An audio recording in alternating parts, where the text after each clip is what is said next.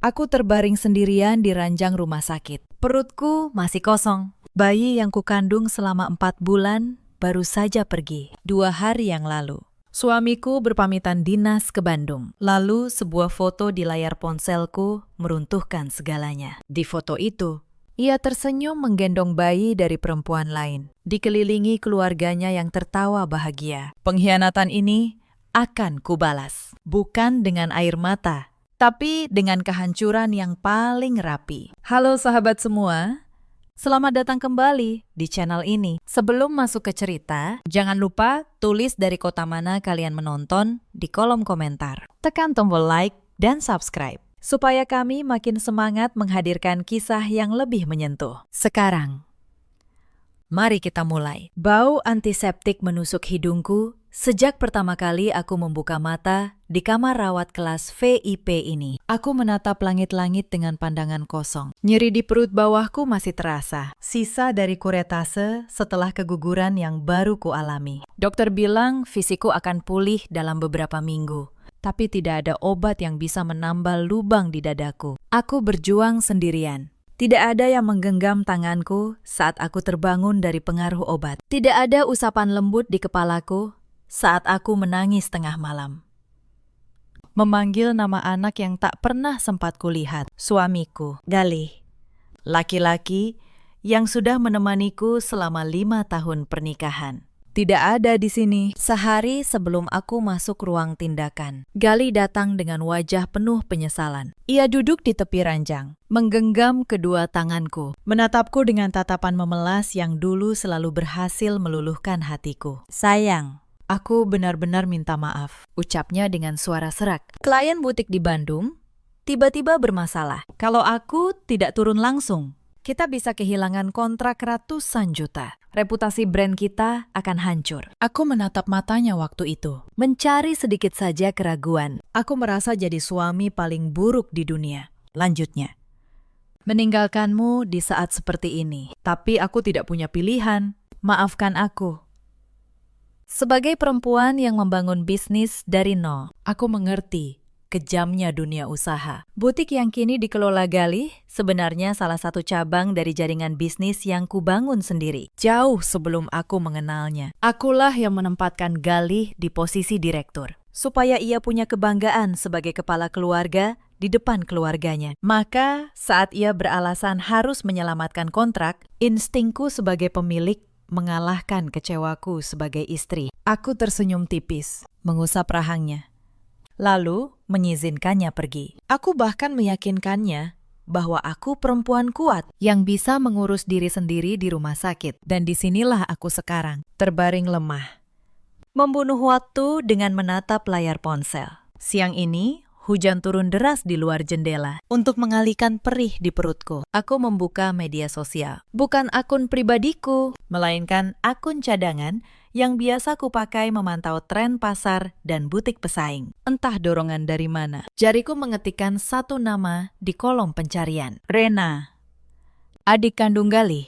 Hubunganku dengan Rena dan ibu mertuaku memang tidak pernah hangat, meski aku sudah berusaha sebaik mungkin. Mereka selalu menatapku dengan sebelah mata, sering menyindirku sebagai perempuan karir yang lupa kodratnya untuk memberi keturunan. Padahal merekalah yang tidak pernah tahu betapa keras aku berjuang. Berapa kali aku gagal, berapa banyak air mata yang kutelan diam-diam. Setahun lalu, Rena memblokir akun pribadiku. Alasannya konyol, katanya butuh ruang privasi. Tidak ingin kakak iparnya ikut campur. Aku tidak ambil pusing, tapi dengan akun cadangan ini, profil Rena yang disetel publik terpampang jelas. Foto liburan, restoran mahal, tas-tas desainer yang sering ia pamerkan. Semua kemewahan itu berasal dari kartu kredit tambahan yang kuberikan untuk kebutuhan keluarga Galih. Aku tidak pernah mempermasalahkannya. Kuanggap mereka keluargaku juga. Namun, saat jariku berhenti pada unggahan terbaru Rena, 3 jam yang lalu,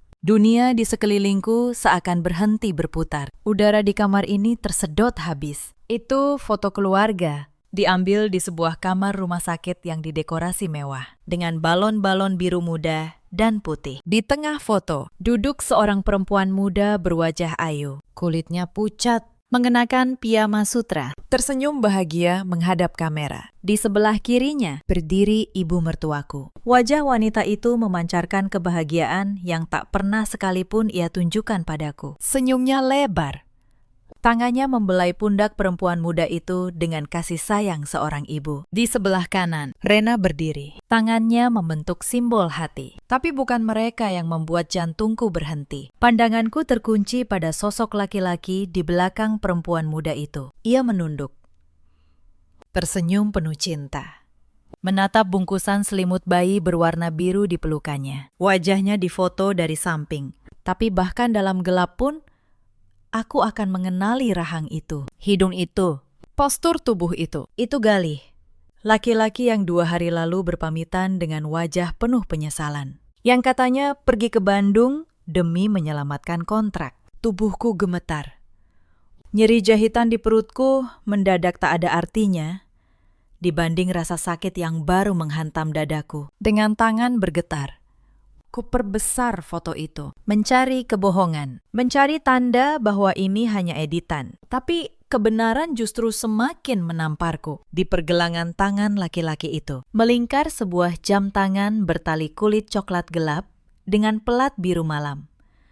Itu jam tangan edisi khusus yang kupesan langsung dari Swiss. Hadiah ulang tahun pernikahan kami bulan lalu. Di bagian belakangnya, terukir inisial namaku dan namanya. Tidak mungkin ada yang sama persis di dunia ini. Air mataku jatuh tanpa bisa kutahan. Tapi aku memaksa diriku membaca keterangan foto yang ditulis Rena di bawah unggahan itu. Barisan huruf itu menjelma pisau yang menusuk ulu hatiku berulang kali. Tanpa ampun. Lengkap sudah kebahagiaan kami dengan lahirnya malaikat kecil, putra dari abangku tersayang. Setelah penantian yang panjang, akhirnya keluarga kami diberi penerus yang tampan. Selamat, abang dan kakak. Semoga jagoan kecil ini jadi anak saleh kebanggaan keluarga besar kita. Ponsel di tanganku terjatuh ke kasur. Napasku tersengal mencari udara. Putra dari abangku tersayang, penerus keluarga. Kata-kata itu berputar di kepalaku seperti kaset rusak. Galih, laki-laki yang tidur di sampingku setiap malam, yang membisikkan cinta setiap pagi, yang berjanji menemaniku melewati masa-masa sulit. Ternyata ada di rumah sakit lain, menyambut kelahiran anak dari perempuan lain. Sementara aku baru saja kehilangan anakku sendiri. Dan yang paling menghancurkan, ibu mertuaku dan adik iparku berdiri di sana, merayakan pengkhianatan itu dengan senyum selebar mungkin. Alarm mesin monitor di sebelahku berbunyi nyaring, mendeteksi detak jantungku yang melonjak. Pintu kamar terbuka. Seorang perawat masuk dengan wajah panik. Bu Anindya, ibu tidak apa-apa. Napas ibu terlalu cepat. Tolong tarik napas dalam-dalam, ucapnya cemas sambil menyentuh bahuku. Aku menatapnya dengan pandangan kosong. Air mataku terus mengalir membasahi bantal. Tapi anehnya, tidak ada suara isakan yang keluar. Iya, suster. Bisikku serak. Jahitannya terasa sangat sakit, seperti ada yang robek di dalam. Perawat itu menyuntikkan obat pereda nyeri lewat selang infusku. Aku tidak tahu apakah obat itu bekerja, karena rasa sakit yang sesungguhnya tidak di perutku, melainkan bersarang dalam di dadaku. Saat ia keluar dan meninggalkanku dalam kesunyian, air mata di pipiku mulai mengering, menyisakan jejak dingin yang membekukan hati. Kesedihan yang tadi menenggelamkanku perlahan surut, digantikan sesuatu yang jauh lebih gelap. Aku tidak akan hancur sendirian. Petir baru saja menyambar ruang sunyiku. Dan sekarang, giliranku mendatangkan badai. 1 jam berlalu. Obat penenang yang seharusnya membuatku tertidur, sama sekali tidak bekerja. Otakku justru berputar penuh, mengumpulkan setiap kejanggalan yang selama ini kuabaikan, karena terlalu percaya pada Galih dan keluarganya. Aku meraih kembali ponselku. Tangan yang tadi bergetar, kini terasa mantap. Kesedihanku telah berubah menjadi tekad yang dingin dan tajam. Aku menekan nama akun yang ditandai Rena pada sosok perempuan muda itu. Akunnya terkunci, tapi itu tidak menghentikanku. Aku beralih ke daftar pengikut Rena. Salsa. Lalu kutelusuri akun-akun yang sering berinteraksi dengannya, termasuk kerabat jauh dari pihak ibu mertuaku. Dengan kesabaran seorang pemburu yang mengintai mangsanya, Kutelusuri satu persatu akun yang tidak dikunci. Dan hasilnya membuat darahku mendidih. Pada akun milik sepupu Galih, kutemukan album foto yang diunggah 2 tahun lalu. Judulnya, Tasyakuran Pernikahan Galih dan Salsa. Jariku gemetar saat menggeser foto-foto itu. Di sana, terpampang jelas momen pengkhianatan yang terjadi tepat di belakang punggungku. Galih mengenakan setelan jas putih gading. Setelan yang sama persis dengan yang kubelikan untuknya. Berdiri bersanding dengan Salsa yang mengenakan kebaya sederhana, namun terlihat sangat bahagia. Yang lebih menohok adalah latar belakang foto itu. Ibu mertuaku duduk di barisan depan dengan wajah berlinang air mata bahagia, memeluk Salsa erat. Rena berdiri di samping mereka, tersenyum riang sambil memegang buket bunga. Hampir seluruh keluarga besar Galih hadir. Mereka semua tahu. Mereka semua datang, makan, tertawa, merayakan pernikahan suamiku dengan perempuan lain. Sementara di saat yang sama, aku sedang bekerja mati-matian di kantor, memimpin rapat hingga larut, demi mengumpulkan uang untuk menghidupi keluarga parasit ini. Kepingan memori masa lalu mulai berkelebat. 2 tahun lalu, ibu mertuaku tiba-tiba datang ke kantorku sambil menangis. Katanya kerabat jauhnya terlilit utang dan nyawanya terancam. Ia butuh pinjaman 400 juta karena rasa hormatku. Aku langsung mentransfernya dari rekening pribadiku. Sekarang aku tahu kemana perginya uang itu. Untuk membiayai pesta pernikahan rahasia dan mahar bagi istri baru Galih. Setahun lalu, Rena merengek minta dibelikan mobil. Galih membujukku. Katanya itu tanggung jawabnya sebagai kakak dan memintaku memakai fasilitas kredit perusahaan. Aku menyetujuinya. Namun, dari jejak digital yang baru kutemukan, SUV yang sama persis itu sering terparkir di sebuah rumah asri. Salsa pernah berpose di depannya. Keterangannya berbunyi, mobil baru dari suami tercinta, buat antar jemput anak kita nanti. Kepalaku terasa mau pecah, membayangkan betapa bodohnya aku selama ini. Aku dijadikan mesin pencetak uang untuk menghidupi keluarga bahagia yang merampas posisiku. Ibu mertua yang selalu dingin padaku ternyata bersikap seperti ibu kandung pada Salsa. Rena yang memblokir akunku dengan alasan privasi ternyata sedang menutupi jejak pengkhianatan abangnya. Dan Galih ternyata membagi tubuh dan waktunya untuk 2 keluarga, memakai uangku untuk menghidupi perempuannya yang lain. Aku meletakkan ponsel di dada, memejamkan mata, menarik napas panjang.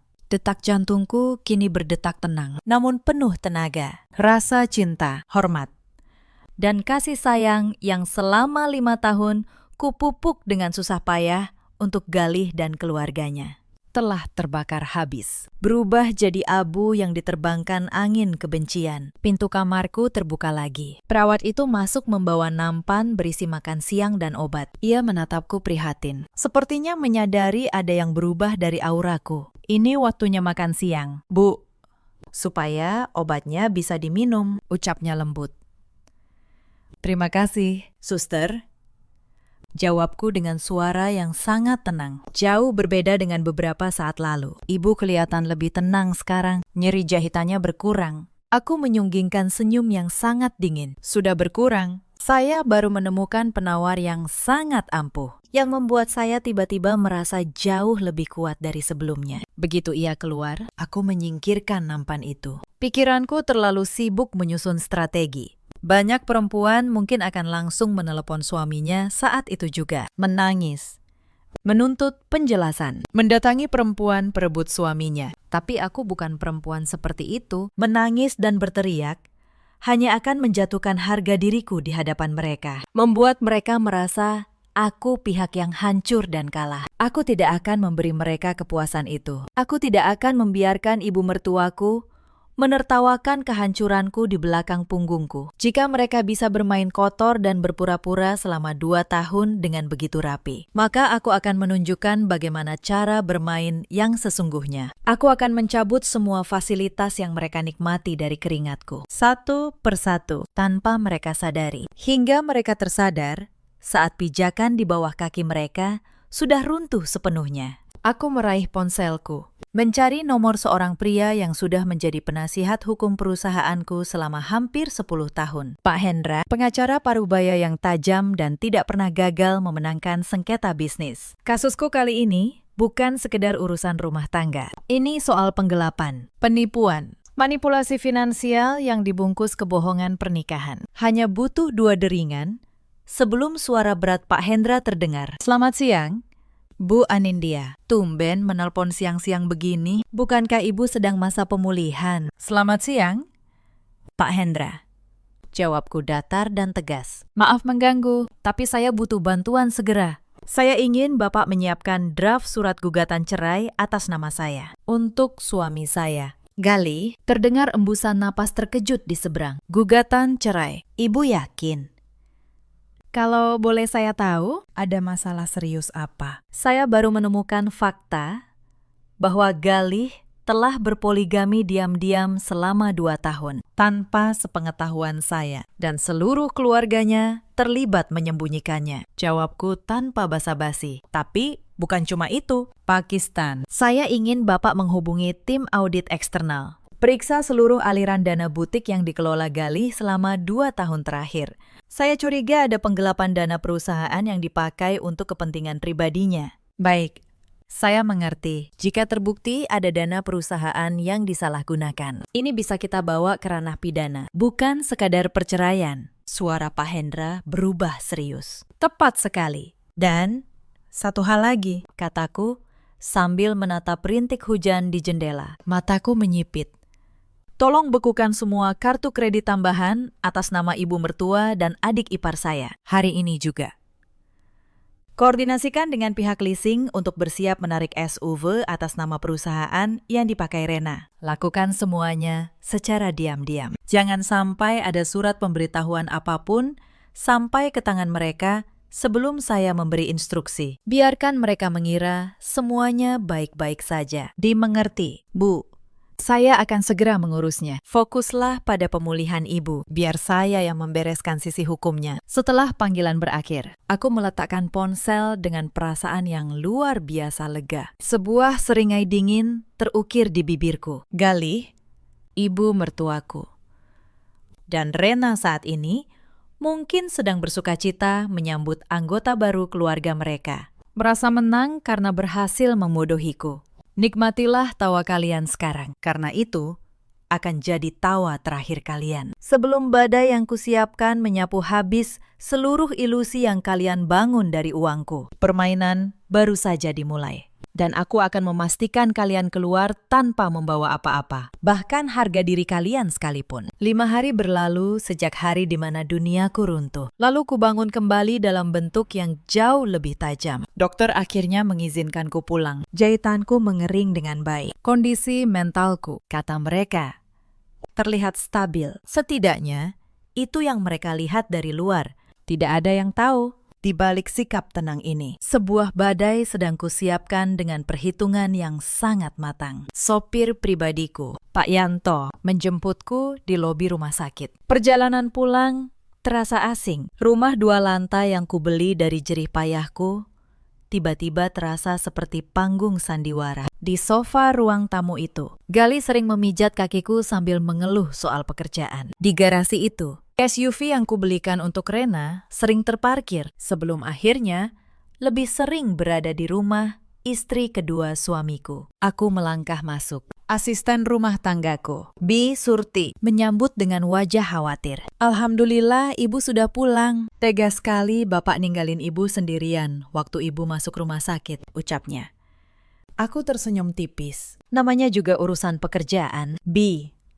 Jawabku, berbohong, menyembunyikan fakta bahwa tanggung jawab besar Galih saat ini sedang menangis minta susu di rumah sakit lain. Sekitar pukul 5 sore, suara mesin mobil terdengar memasuki pekarangan. Aku yang sedang duduk di sofa sambil membaca draft dokumen dari Pak Hendra langsung menutup layar tablet.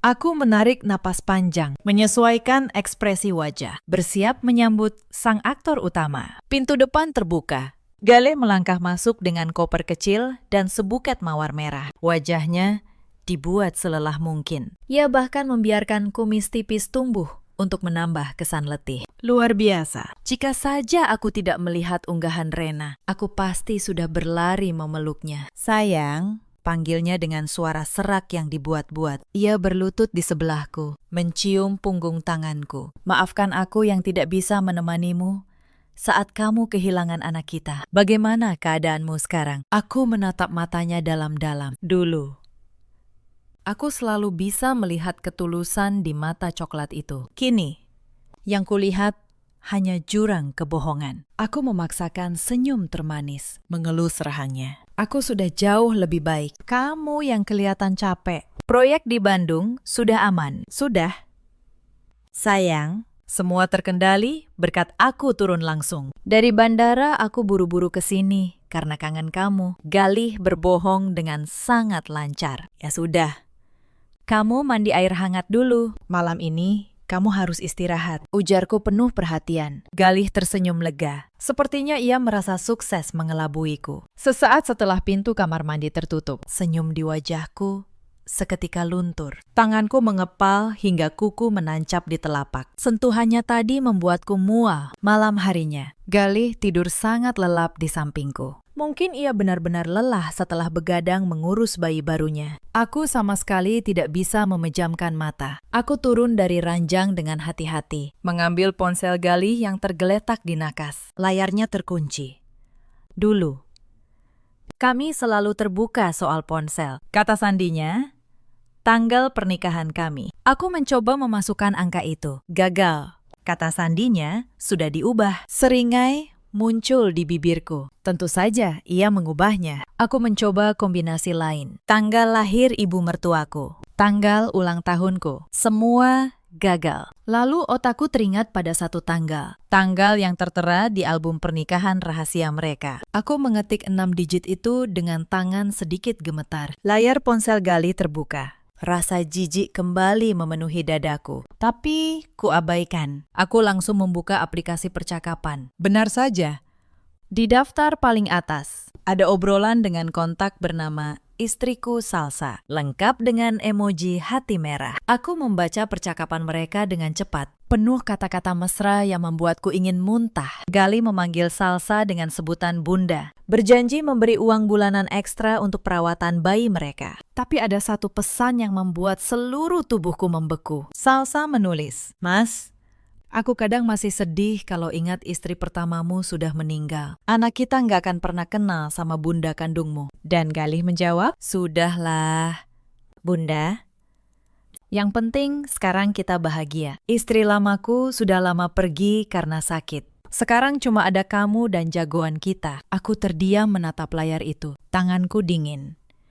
Di hadapan perempuan itu, Galih telah membunuhku, mengubur keberadaanku demi bisa menikahi orang lain. Salsa bahkan tidak tahu bahwa istri sah yang sudah meninggal itu masih hidup, masih bernapas, dan sedang membaca kebohongan ini. Kebencianku tidak berkurang, tapi sasaranku menjadi sangat jelas. Bukan perempuan itu, tapi laki-laki di sampingku. Aku menggeser ke atas, menemukan percakapan Galih dengan ibunya. Ibunya menyuruh Galih segera mencari rumah lebih besar untuk Salsa. Galih menjawab, ia sedang mencari cara mengambil uang dari perusahaan tanpa ketahuan. Aku memotret setiap percakapan penting itu dengan ponselku sendiri, sebagai bukti tambahan. Lalu kukembalikan ponsel Galih ke tempat semula, persis seperti sebelum kuambil. Lalu kembali berbaring di sebelah pria yang kini berstatus musuh terbesarku. Air mataku tidak jatuh lagi. Yang ada hanya satu kalimat yang berputar di kepalaku. Kau membunuhku dalam ceritamu, Galih.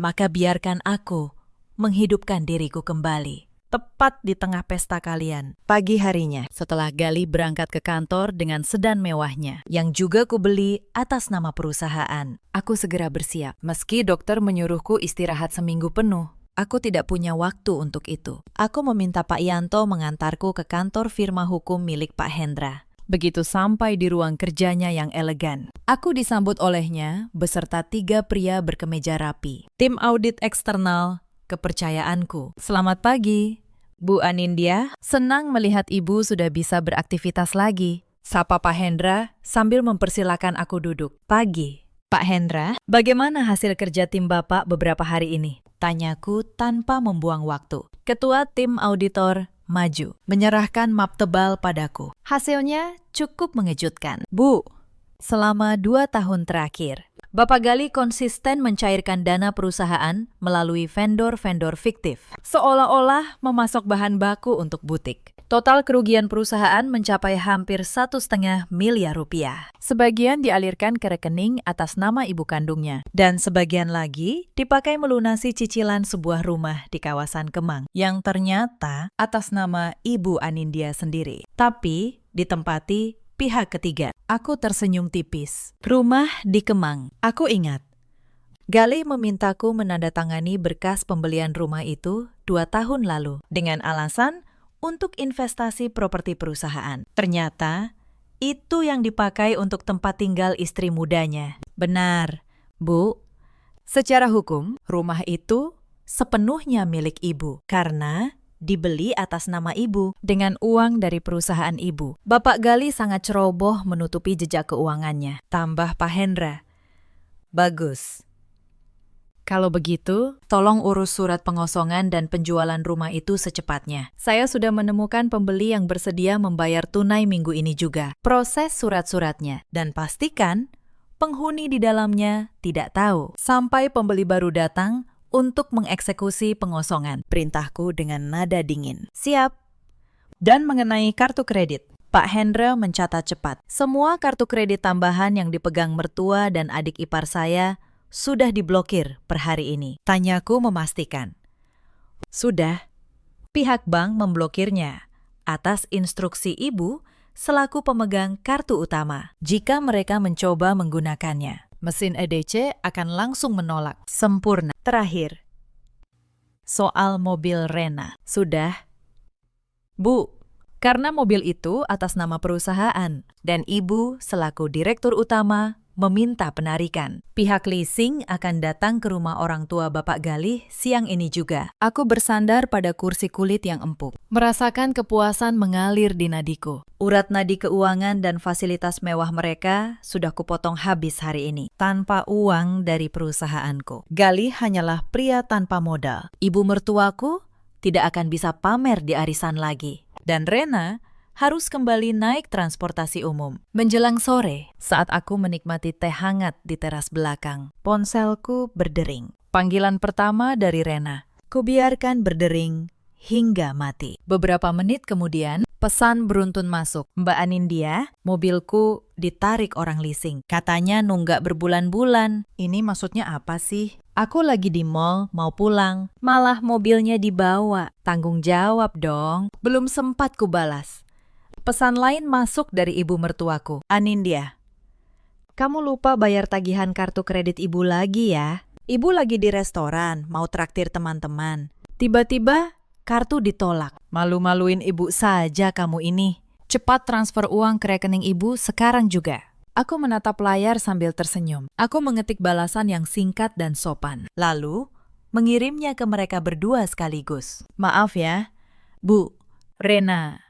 Keuangan perusahaan sedang bermasalah. Saya terpaksa memangkas semua fasilitas yang tidak penting. Silahkan minta tolong ke Mas Gali. Dia kan direktur yang mengatur keuangan sekarang. Setelah mengirim pesan itu, kumatikan ponselku. Lalu kembali menyesap teh yang terasa luar biasa nikmat. Biarkan mereka kebingungan. Biarkan mereka menekan Gali. Yang saat ini pasti sedang panik luar biasa. Karena di kantor. Tim auditku baru saja membekukan setiap akses ke rekening perusahaan. Kehancuran mereka baru saja dimulai. Dalam diam. Dan aku bahkan belum memberikan pukulan puncaknya. 2 minggu berlalu. Suasana di rumah kami terasa seperti berjalan di atas es tipis yang siap pecah kapan saja. Gali terlihat semakin stres. Sering pulang larut dengan alasan lembur. Membereskan masalah audit internal. Ia tidak tahu, akulah dalang di balik audit ketat yang mengunci setiap celah baginya. Setiap kali Galih mencoba meminjam uang pribadiku. Dengan alasan menalangi operasional butik yang tersendat. Aku selalu beralasan uangku sedang dialihkan ke deposito berjangka yang tidak bisa dicairkan. Ibunya dan Rena pun perlahan berhenti meneror Setelah beberapa kali kuberi jawaban ketus bahwa aku tidak punya uang tunai. Dari laporan penyelidik swasta, aku tahu Galih terpaksa menjual beberapa jam tangan mewahnya, termasuk jam tangan custom dariku, hanya untuk membiayai kebutuhan sehari-hari istri keduanya. Hingga akhirnya, hari yang kutunggu tiba. Sebuah undangan digital yang kudapat dari hasil mengintip ponsel Galih terpampang di layar tabletku. Undangan acara syukuran kelahiran untuk putra pertama Galih dan Salsa. Diselenggarakan di sebuah restoran bernuansa taman yang cukup bergengsi di kawasan Jakarta Selatan. Meski sedang kesulitan uang, tampaknya gengsi ibu mertuaku terlalu besar untuk membatalkan pesta yang sudah lama direncanakan. Mungkin mereka memakai sisa simpanan atau malah berutang demi acara ini. Sabtu siang itu, suasana hatiku terasa sangat tenang. Aku berdiri di depan cermin besar di kamarku, menata pantulan diriku yang baru selesai dirias oleh penata rias profesional yang sengaja kupanggil ke rumah. Aku mengenakan kebaya modern berwarna hijau zamrud yang memeluk tubuhku dengan sempurna. Warnanya kontras dengan kulitku, membuatku terlihat elegan dan berkuasa. Rambutku disanggul rapi, menyisakan beberapa helai yang membingkai wajah. Riasanku menonjolkan setiap fitur wajahku, membuatku terlihat seperti seorang ratu yang siap turun ke medan perang. Tidak ada lagi Anindya yang pucat dan lemah di ranjang rumah sakit. Hari ini, Anindya yang datang adalah pemilik tahta yang sesungguhnya. Aku meraih sebuah kotak berukuran sedang yang sudah kuhias dengan pita merah yang indah dari atas meja rias. Lalu, keluar kamar. Pak Yanto sudah menunggu di garasi dengan mesin mobil yang menyala. Setengah jam kemudian, mobilku berhenti di depan lobi restoran. Tempat itu disewa penuh, dihias serba biru muda dan putih. Di pintu masuk ada papan besar bertuliskan, "Syukuran kelahiran putra pertama keluarga Galih dan Salsa." Aku tersenyum tipis membacanya, lalu melangkah masuk dengan penuh percaya diri. Hak tinggiku beradu dengan lantai marmer, menciptakan bunyi yang seolah menjadi penanda kedatanganku. Area dalam sudah dipenuhi tamu, sebagian besar kerabat jauh dari pihak ibu mertua, serta teman dekat Rena. Di panggung kecil, di sudut ruangan, duduk ibu mertuaku, Rena, Galih, dan tentu saja Salsa yang sedang menggendong bayinya. Mereka semua tertawa lepas, menerima ucapan selamat dari para tamu. Aku berhenti tepat di tengah ruangan, membiarkan kehadiranku disadari perlahan. Orang pertama yang melihatku adalah salah satu sepupu jauh. Matanya terbelalak, tangannya yang memegang gelas terhenti di udara. Ia menyenggol orang di sebelahnya, menunjuk ke arahku dengan dagunya. Efek domino menyebar. Satu persatu tamu menghentikan obrolan, menoleh ke arahku. Suara riuh di restoran berangsur senyap, digantikan keheningan yang canggung dan menegangkan. Dari atas panggung, Rena yang sedang asyik berfoto, tiba-tiba menoleh, menyadari suasana yang mendadak hening. Begitu matanya menangkap sosokku yang berdiri anggun di tengah ruangan. Senyumnya luntur. Wajahnya memucat pasi, seolah baru melihat hantu di siang bolong. Rena buru-buru menyenggol lengan ibunya. Ibu mertuaku menoleh dengan kesal. Namun saat matanya mengikuti arah pandangan Rena, rahannya nyaris jatuh menyentuh lantai. Dan Galih, suamiku itu sedang asyik mengobrol dengan kerabat sambil merangkul pinggang Salsa. Saat keheningan total melanda, ia mengalihkan pandangannya. Dan seketika, tubuhnya membatu. Wajahnya kehilangan seluruh aliran darah. Ia melepaskan rangkulannya dari pinggang Salsa dengan gerakan kaku. Matanya menatapku dengan ketakutan luar biasa, persis seperti pencuri yang tertangkap basah. Hanya Salsa yang terlihat bingung. Perempuan itu belum pernah bertemu langsung denganku. Ia menatapku dengan kening berkerut, lalu menatap suami dan ibu mertuanya bergantian. Tidak mengerti mengapa kehadiran seorang wanita berkebaya hijau bisa menghentikan seluruh pesta. Aku menyunggingkan senyum yang sama sekali tidak mencapai mataku. Aku melangkah perlahan menuju panggung, membelah kerumunan yang otomatis memberi jalan. Seolah aku adalah lautan yang terbelah. Selamat siang, semuanya. Sapaku dengan suara tenang dan jernih, bergema ke seluruh penjuru restoran yang sunyi. Maaf, saya datang sedikit terlambat. Saya Anindya, istri sah dari Galih. Saya dengar hari ini ada acara keluarga yang penting. Jadi rasanya kurang pantas kalau saya, sebagai istri pertama, tidak hadir memberi doa. Kalimatku sukses memantik gumaman terkejut dari para tamu, yang tampaknya tidak tahu menahu soal status Galih yang sudah beristri sebelum menikahi Salsa. Galih menelan ludah dengan susah payah. Ia mencoba melangkah maju, mungkin ingin menarikku keluar, tapi kakinya terpaku di lantai panggung. Aku tidak peduli pada kepanikan mereka. Aku terus melangkah naik ke atas panggung dengan anggun, berdiri tepat berhadapan dengan Galih, Salsa, dan ibu mertuaku yang kini gemetar. Galih, ini siapa? Kenapa dia mengaku istrimu? Tanya Salsa dengan suara bergetar, memegang lengan suaminya. Keringat dingin sebesar biji jagung mulai bermunculan di dahi Galih. Sayang, ini ada salah paham. Nanti aku jelaskan. Galih mencoba menenangkan Salsa, namun suaranya terlalu keras dan terdengar jelas olehku. Salah paham.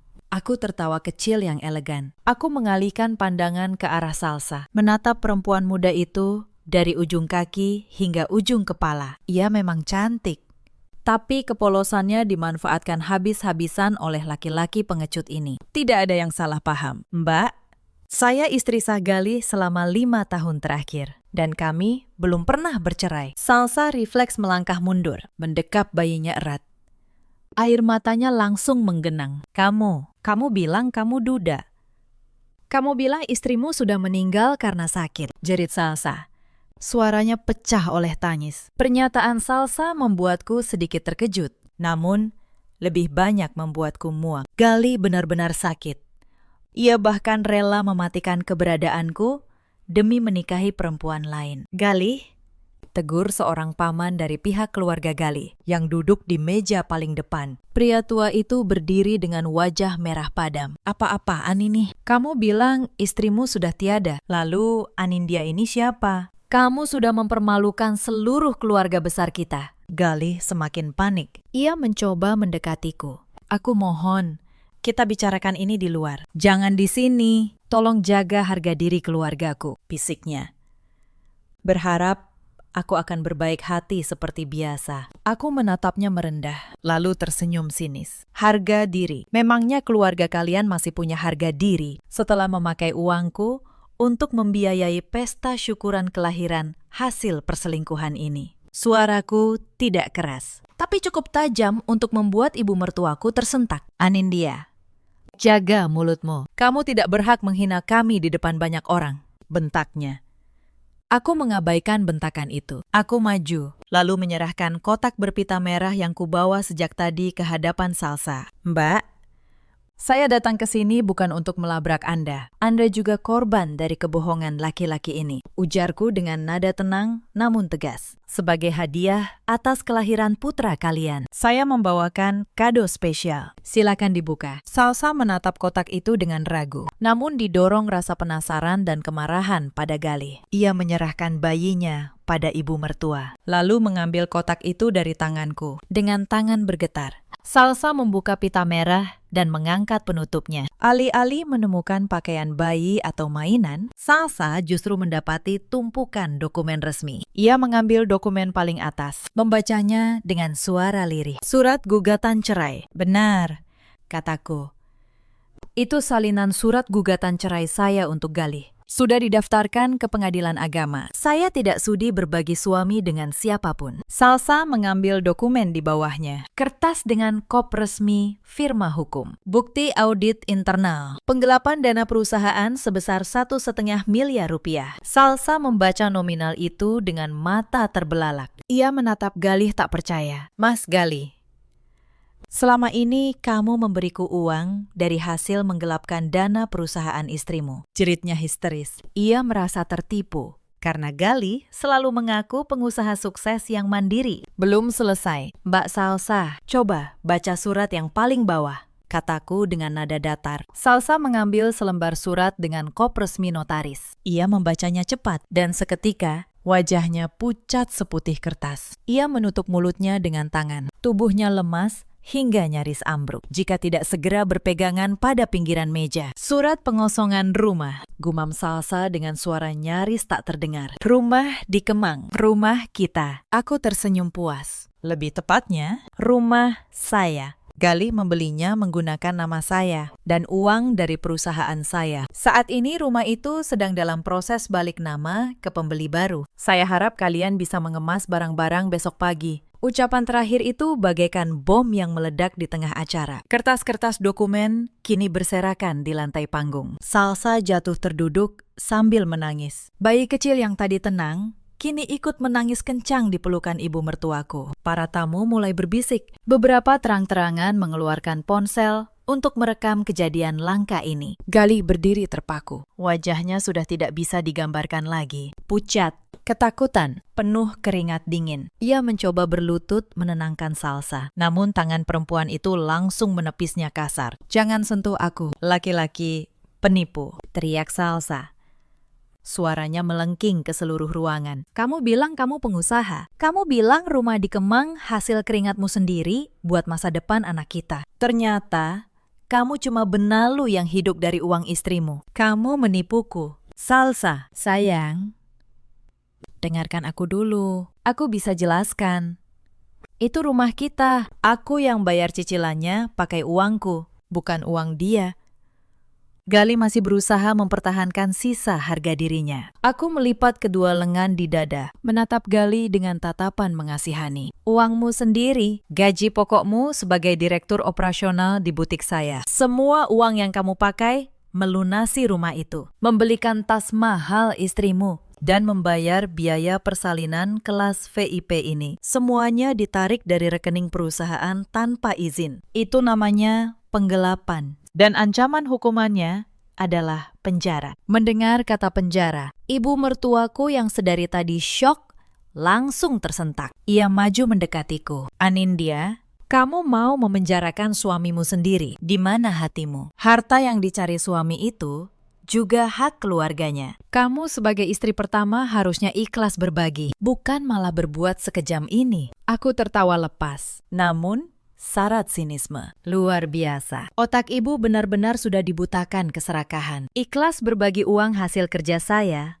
untuk membiayai perselingkuhan anak ibu. Di dunia mana ada hukum seperti itu? Dan tolong koreksi ucapan ibu. Lanjutku dengan nada tajam. Perusahaan itu 100% atas nama saya. Modalnya dari saya. Saya yang bekerja siang malam. Galih hanya saya tempatkan di sana agar ibu punya bahan untuk disombongkan di depan teman-teman arisan. Dan sekarang, boneka pameran ibu itu sudah saya pecat. Salsa, yang mendengar perdebatan kami, seketika menoleh ke arah ibu mertua. Kemarahan di wajahnya kini beralih sasaran. "Jadi, ibu juga tahu. Ibu tahu kalau Mas Galih ini cuma numpang hidup dari perempuan ini. Ibu yang meyakinkanku dulu. Ibu bilang, Galih ini duda kaya raya tanpa anak yang sangat baik. Ibu dan Rena ikut menikmati uang belanjaku kan. Kalian semua pembohong. Kalian menjebakku ke dalam keluarga yang cuma bisa memeras uang orang lain." Wajah ibu mertuaku memerah, menahan amarah. "Salsa, jaga bicaramu. Kamu itu cuma perempuan kampung yang beruntung bisa dinikahi anakku. Kalau bukan karena Galih, kamu tidak akan bisa pakai baju bagus dan melahirkan di rumah sakit mahal. Rumah sakit mahal hasil curian." Jerit Salsa tak kalah keras. "Besok, aku dan anakku mau tidur di mana kalau rumah itu disita? Ibu mau tampung aku di rumah ibu yang sempit itu. Aku tidak mau." Panggung itu kini benar-benar menjadi arena pertarungan antara mertua dan menantu, yang selama ini terlihat begitu saling menyayangi di media sosial. Rena hanya bisa menunduk malu, menutupi wajahnya dengan kedua tangan. Karena beberapa temannya yang hadir mulai menunjuk dan menertawakannya. Galih memegangi kepalanya, tak berdaya menghentikan dua perempuan yang sedang membongkar aib satu sama lain di depan puluhan orang. Di tengah kekacauan itu, seorang pria berseragam rapi yang ku tahu sebagai manajer restoran berjalan tergopoh-gopoh menghampiri panggung. Ia terlihat sangat tidak nyaman.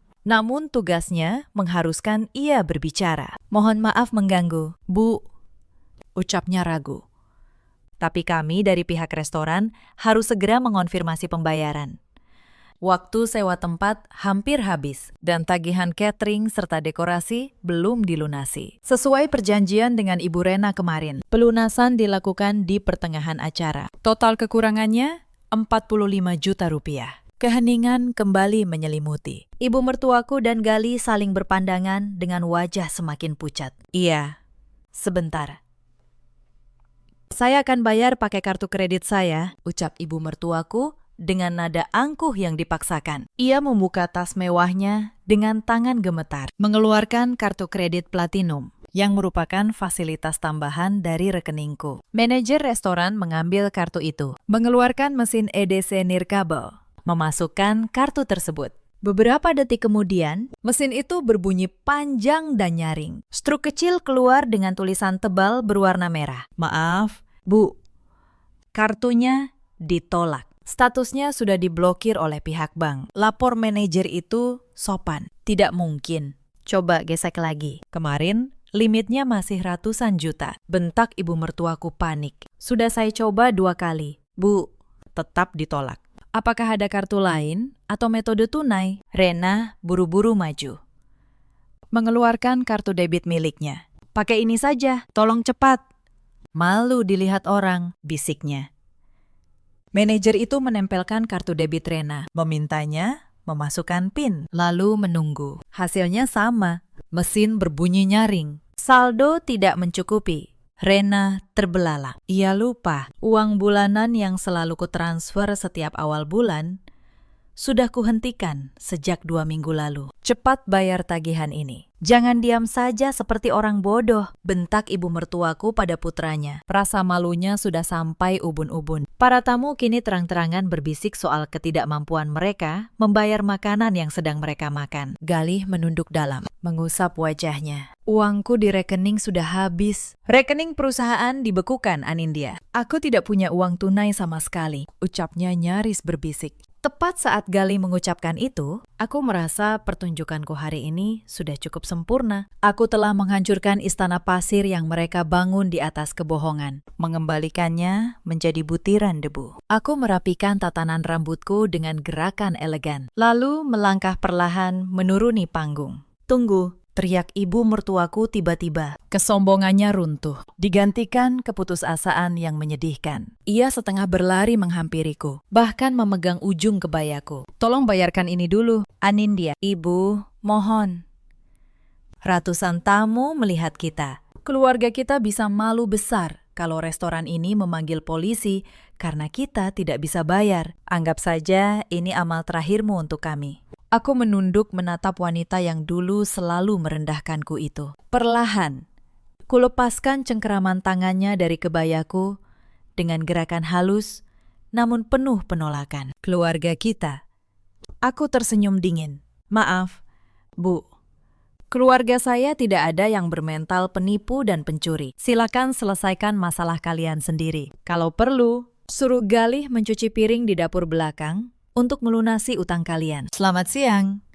Dan selamat menikmati hidangan syukurannya. Tanpa menoleh lagi, aku melangkah keluar dari restoran itu. Suara isak tangis salsa, makian ibu mertuaku, dan rintihan putus asa Galih mengiringi kepergianku. Bagaikan melodi kemenangan yang paling indah. Begitu aku keluar dari pintu, udara panas Jakarta menyapaku. Namun aku menghirupnya dalam-dalam. Seolah itu udara paling segar di dunia. Aku bebas. Aku benar-benar bebas. 6 bulan berlalu sejak insiden memalukan di restoran itu. Waktu melesat bagai anak panah, membawa banyak perubahan dalam hidupku. Proses perceraianku dengan Galih berjalan sangat mulus dan cepat. Jauh lebih cepat dari yang kukira. Tentu saja, itu bukan tanpa alasan. Pada sidang mediasi pertama, Galih sempat menolak bercerai. Memohon ampun sambil bersujud di kakiku di ruang tunggu pengadilan agama. Ia berjanji meninggalkan salsa dan mengabdi padaku seumur hidup. Namun air mata buayanya tidak lagi mempan. Pak Hendra, pengacaraku yang brilian, meletakkan tumpukan tebal dokumen audit di atas meja mediasi. Kami memberi penawaran mutlak yang tidak bisa ditawar. Galih menandatangani persetujuan cerai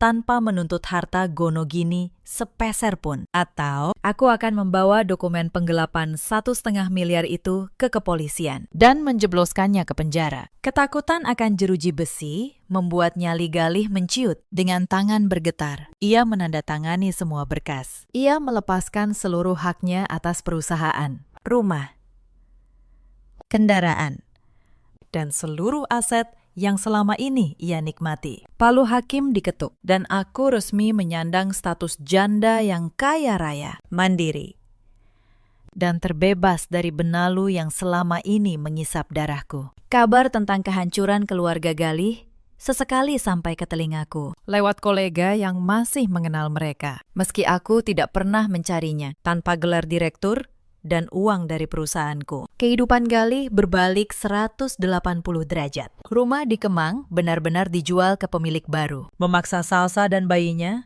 pindah ke kontrakan sempit di pinggiran kota. Penderitaan Galih tidak berhenti di situ. Salsa, yang terbiasa hidup enak dari uang curian, ternyata tidak siap hidup susah. Setiap hari ia menuntut Galih membelikan barang mewah dan susu impor untuk anak. Saat Galih tidak mampu, karena kini hanya bekerja serabutan sebagai tenaga pemasaran lepas. Salsa akan mengamuk, memaki dan menyalahkan Galih atas nasib buruknya. Ironisnya, perempuan yang dulu ia rebut dengan kebohongan, kini menjadi penyiksa hari-harinya. Ibu mertuaku dan Rena pun tidak kalah menderita. Video insiden di acara syukuran itu sempat tersebar di grup obrolan keluarga. Rena terpaksa keluar dari lingkaran pergaulan sosialnya karena tidak mampu lagi nongkrong di kafe mahal. Ibu mertuaku dikabarkan jatuh sakit karena terlalu banyak pikiran. Ditambah banyak kerabat yang datang menagih utang lamanya, yang selama ini tertutupi oleh uangku. Mereka hidup dalam tekanan dan aib yang mereka ciptakan sendiri. Sebaliknya, hidupku melesat jauh ke atas, tanpa beban yang menahanku. Setelah memecat Galih,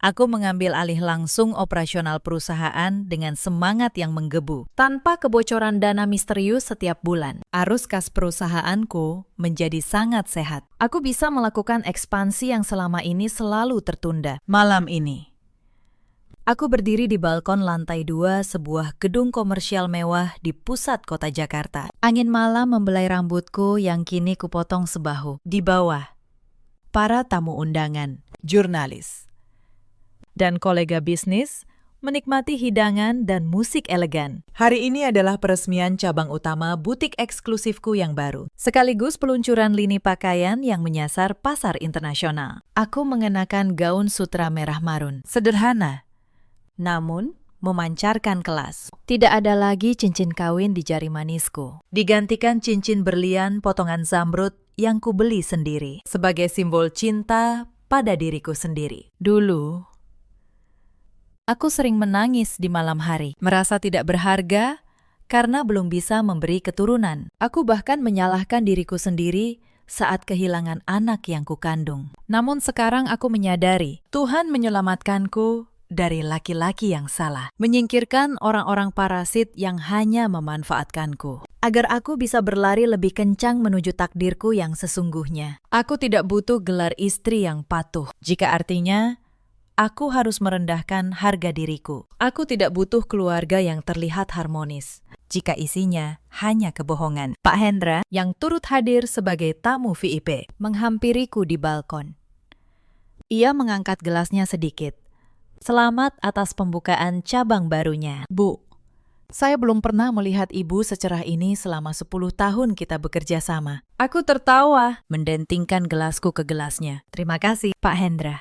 Beban di pundak saya sudah hilang. Rasanya sekarang saya bisa menaklukkan dunia kalau saya mau. Setelah ia kembali masuk, aku berdiri sendiri di balkon. Ponsel di tasku bergetar. Notifikasi pengingat jadwal penerbangan ke Paris besok malam. Aku akan ke Eropa selama sebulan, bukan untuk melarikan diri, melainkan menghadiri pameran busana bergengsi dan menikmati liburan yang sangat layak kudapatkan. Aku tersenyum, membiarkan angin malam menyapu wajahku. Cerita ini mengajarkan satu hal, jangan pernah mengukur cinta seseorang dari seberapa manis kata-katanya, dan jangan pernah membiarkan rasa hormatmu pada keluarga dimanfaatkan menjadi rantai yang membelenggu harga dirimu. Di luar sana, ada banyak perempuan yang seperti aku dulu. Bekerja keras, menafkahi rumah tangga, namun tetap dianggap kurang oleh keluarga suaminya, yang diam-diam menelan air mata sambil terus memberi. Ada juga banyak laki-laki seperti Galih, yang pandai merangkai kata manis, namun hanya melihat istrinya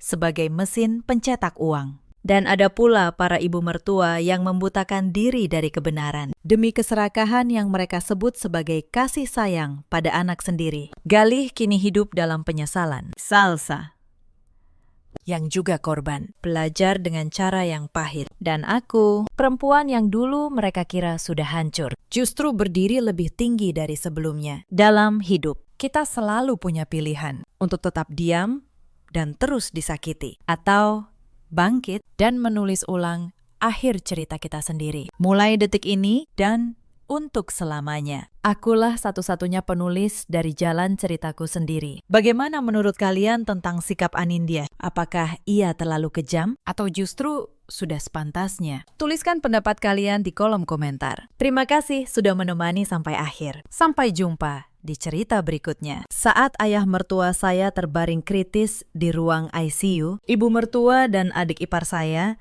justru asik berpesta di Bali. Mereka memakai gaji suami saya. Mereka menyebut beliau beban yang merusak liburan. Tapi mereka tidak tahu satu hal. Ketika mereka pulang dengan koper penuh belanja, rumah sudah kosong. Ayah sudah saya bawa pergi ke tempat yang tidak akan pernah bisa mereka temukan. Halo, sahabat semua. Selamat datang kembali di kanal ini. Sebelum kita lanjut, tekan tombol like dan tulis di kolom komentar kalian menonton dari kota mana, supaya kita bisa saling mengenal. Mari kita mulai ceritanya. Nama saya Christina Herawati, 38 tahun. Dulu saya manajer keuangan di sebuah perusahaan retail. Setelah menikah, saya memilih mengelola keuangan keluarga sendiri. Sudah 12 tahun saya menjadi istri Sigit Sutejo. Suami saya direktur utama di sebuah perusahaan logistik ternama. Dari luar, hidup kami terlihat sempurna. Rumah megah di kawasan Pondok Indah. Mobil menilap di garasi. Tapi di balik pagar tinggi itu, ada luka yang tidak pernah saya ceritakan kepada siapapun. Sejak hari pertama saya menikah, saya tidak pernah benar-benar diterima. Bu Leli menganggap saya tidak sederajat dengan keluarganya. Beliau sering mengingatkan di depan tamu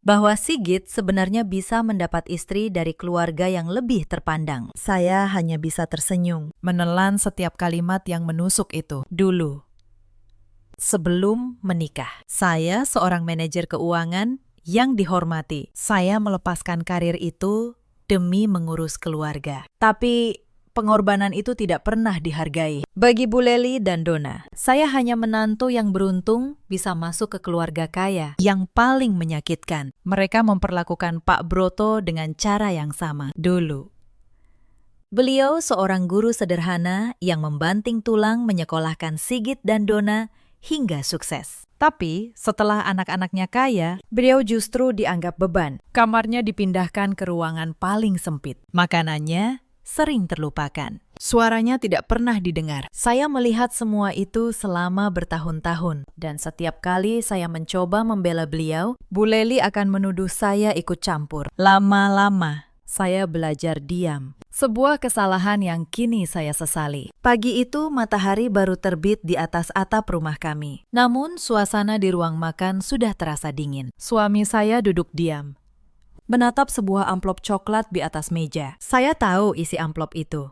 Tiket pesawat dan reservasi hotel mewah di Bali. Hadiah ulang tahun untuk Pak Broto, ayah Sigit, yang genap 67 tahun. Suami saya sengaja menyisihkan bonus tahunannya. Beliau ingin membahagiakan ayahnya yang selama ini hidup sederhana. Pak Broto duduk di kursi roda di sudut ruangan. Wajahnya pucat.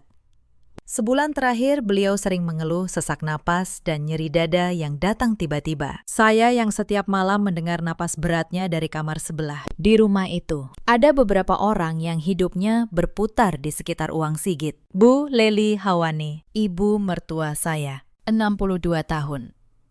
Perempuan yang mengukur harga diri dari merek tas dan luasnya rumah. Dona Hastari, adik ipar saya, 30 tahun. Yang hidupnya hanya tentang foto, pujian, dan gengsi di media sosial. Lalu, suami saya sendiri, Sigit, lelaki baik yang sayangnya terlalu lemah di hadapan ibunya. Dan di tengah semua itu, ada Pak Broto, ayah yang membesarkan mereka semua dengan keringatnya. kini hanya dianggap perabot tua yang merepotkan. Saya satu-satunya orang yang masih memperlakukan beliau seperti seorang ayah. Dan untuk itu, saya selalu dianggap musuh. Sebelum Pak Broto sempat menyentuh amplop itu, sebuah tangan menyambarnya lebih dulu. Cepat sekali. Itu tangan ibu mertua saya, Bu Leli Hawani. Mata Bu Leli berbinar, menatap deretan angka di kertas itu. Hotel Bintang 5, fasilitas spa. Beliau tersenyum lebar, seolah hadiah itu memang miliknya sendiri. Beliau bahkan tidak menoleh pada suaminya yang lesu di kursi roda. Donna. Bu Leli memanggil putrinya dengan suara nyaring. Turun. Nak, kita akan ke Bali. Donna Hastari, adik ipar saya, berlari turun dari lantai 2 dengan piyama sutranya. Ia menjerit kegirangan. Mereka berdua langsung sibuk membahas baju apa yang akan dibawa. Tidak ada satupun dari mereka yang bertanya, apakah Pak Broto sanggup melakukan perjalanan jauh dalam kondisi seperti itu? Bagi mereka, ulang tahun Pak Broto hanya alasan untuk menikmati fasilitas mewah dari uang anaknya. Saya menghela napas panjang. Saya mencoba bicara. Bu, kondisi Bapak sedang tidak stabil, kata saya pelan. Mungkin sebaiknya kita tunda dulu. Bu Leli memotong saya dengan tajam. Kamu ini kenapa, Christina? Iri karena tidak bisa ikut bersenang-senang. Saya terdiam. Saya tahu beliau sengaja memutarbalikan niat saya. Sebagai istri direktur utama, lanjut Bu Leli, kamu seharusnya tahu diri. Jangan mencampuri urusan keluarga inti Sutejo. Keluarga inti, dua kata itu seperti tamparan. Setelah 12 tahun, saya tetap orang luar di rumah ini. Donna menimpali dengan nada mengejek. Iya, Mbak. Tidak usah sok jadi pahlawan di rumah ini. Pak Broto hanya menunduk. Beliau menyembunyikan wajahnya yang malu. Sementara Sigit, suami saya, memilih diam. Ia tidak ingin keributan di pagi hari. Tapi diamnya itu lebih menyakitkan dari teriakan manapun. Pagi itu, meja makan keluarga berubah menjadi panggung penghinaan. Dan saya, sekali lagi, menelan semuanya.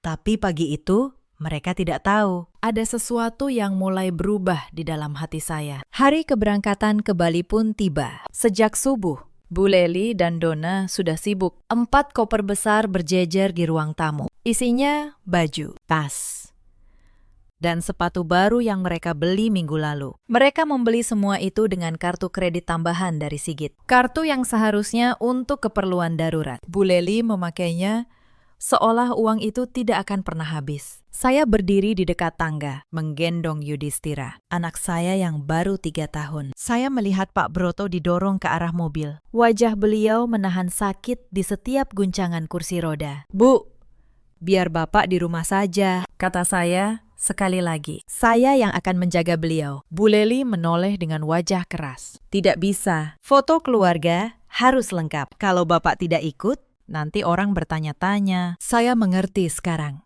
Bagi Bu Leli, Pak Broto bukan ayah yang harus dirayakan. Beliau hanya properti untuk foto. Hanya pelengkap citra keluarga bahagia yang ingin dipamerkan ke dunia. Saya menatap Sigit, meminta dukungan dengan mata saya. Tapi suami saya membuang pandangan. Ia hanya berkata lirih, "Sudahlah, Christina, biar ibu senang." Saat itu saya memutuskan untuk tetap tinggal. Saya beralasan harus menjaga Yudhistira dan urusan kantor. Padahal dalam hati saya menyimpan firasat buruk tentang kesehatan Pak Broto. Bibi Lasmi, asisten rumah tangga kami, ikut tinggal. Ia perempuan parubaya yang sudah ikut keluarga ini 10 tahun. Bu Christina, saya akan masakkan bubur kesukaan Pak Broto kalau beliau pulang nanti, katanya pelan. Saya tersenyum getir. Seorang asisten rumah tangga justru lebih peduli pada Pak Broto daripada istri dan anak kandungnya sendiri. Pemandangan itu membuat dada saya sesak. Sebelum berangkat, ada satu kejadian yang membuat saya semakin muak. Bu Leli menyuruh Bibi Lasmi mengeluarkan koleksi jam tangan tua milik Pak Broto. Jam-jam itu pemberian almarhum kakek Sigit, penuh kenangan. Bu Leli ingin menjualnya untuk menambah uang belanja di Bali. Bu, ini barang kesayangan Bapak, kata Bibi Lasmi memberanikan diri. Beliau menyimpannya puluhan tahun. Bu Leli menatapnya dengan sinis. Kamu ini pembantu. Tahu apa? Jangan ikut campur urusan keluarga. Beliau merampas jam-jam itu dari tangan Bibi Lasmi. Saya tidak bisa diam, Bu. Biar saya saja yang simpan. Kalau Bapak tahu, jam itu dijual. Beliau pasti sedih. Sedih. Bu Leli tertawa mengejek. Orang sakit-sakitan begitu masih sok punya barang berharga. Lebih baik dijual daripada jadi sarang debu. Saya menggenggam tangan saya erat, menahan amarah. Saya berhasil menyelamatkan jam-jam itu.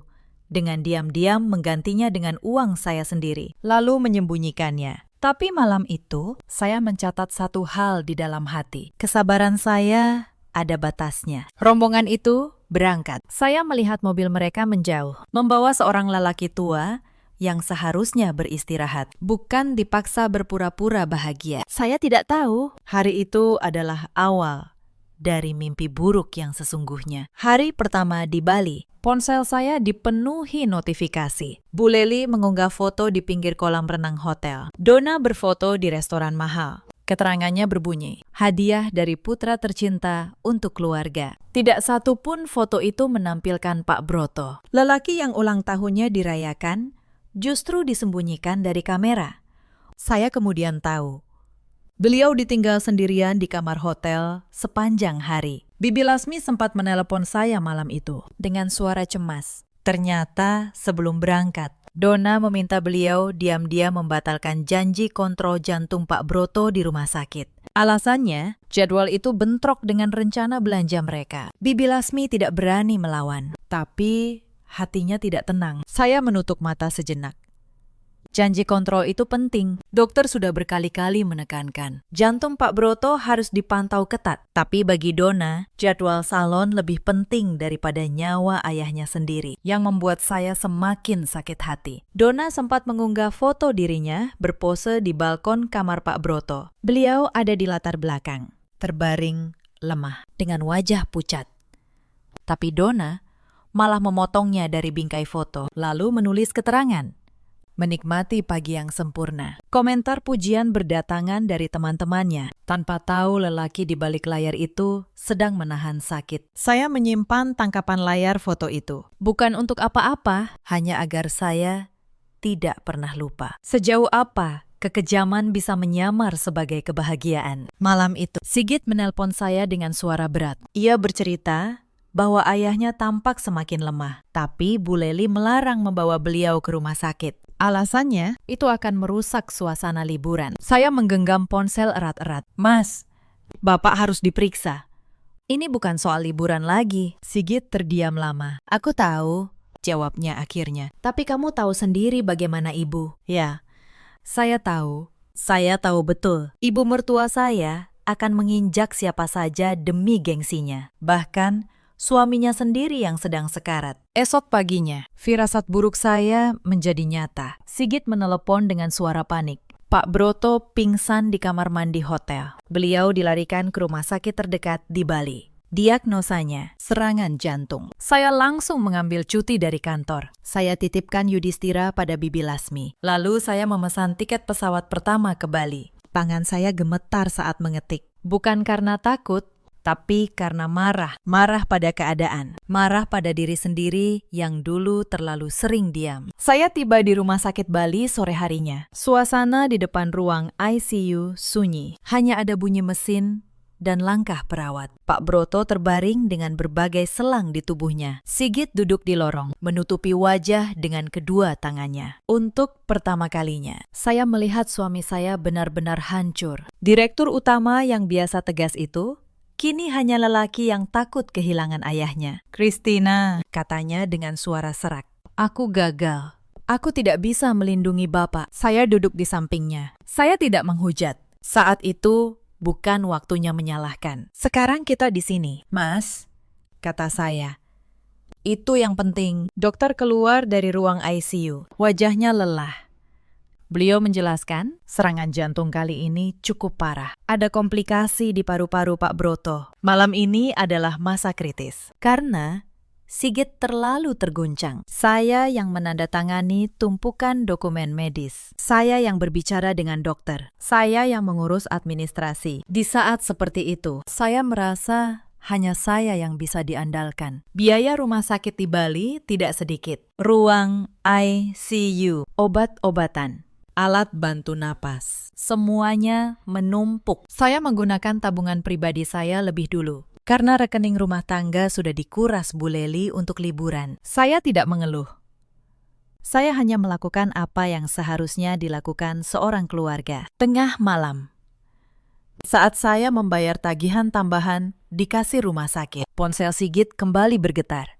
Pesan dari Bu Leli. Isinya bukan menanyakan kondisi suaminya. Beliau meminta Sigit mentransfer uang tambahan karena ingin memperpanjang masa menginap di hotel selama 2 hari lagi, katanya. Sayang sekali kalau liburan diakhiri terburu-buru. Saya membaca pesan itu sambil berdiri di depan kasir dengan tagihan ICU di tangan saya. Dua dunia yang begitu jauh. Di satu sisi, seorang ayah berjuang melawan maut. Di sisi lain, istrinya merengek minta perpanjangan liburan. Lalu ponsel Sigit bergetar di atas meja. Saya melihat layarnya. Pesan dari Dona. Isinya bukan menanyakan kabar ayahnya. Dona meminta tambahan uang, katanya. Harga sewa mobil mewah di Bali lebih mahal dari perkiraan. Saya membaca pesan itu 2 kali, tidak percaya. Ponsel itu terus bergetar. Dona menelepon berkali-kali. Saya akhirnya mengangkatnya. Dona, kata saya dengan suara rendah, menahan emosi. Ayahmu masuk ICU.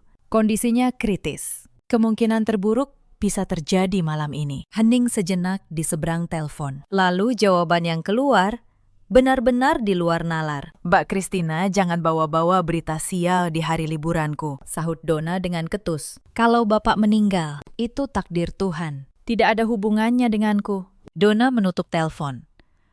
Saya menatap layar yang gelap dengan tangan dingin. Saat itu saya sadar, keluarga suami saya sudah kehilangan kemanusiaannya. Belum cukup sampai di situ.